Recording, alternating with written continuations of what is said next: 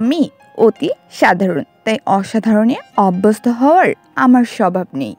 আমি গোলাপ নই, বরং নাম না জানা বনফুলে বেশি আকৃষ্ট হই। আমার চোখ আটকে যায় বাহিরের রৌদ্রে এবং গাছের পাতার লুকোচুরি খেলায়। ঢঙের চায়ের বেশি শান্তি পাই।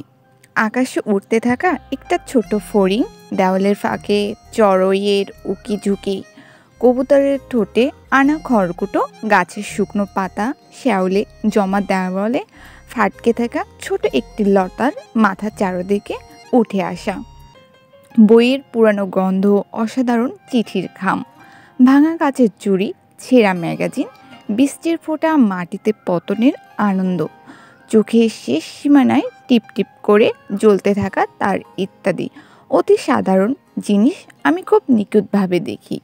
চোখে দেখতে শান্তি পাই এতে আমি।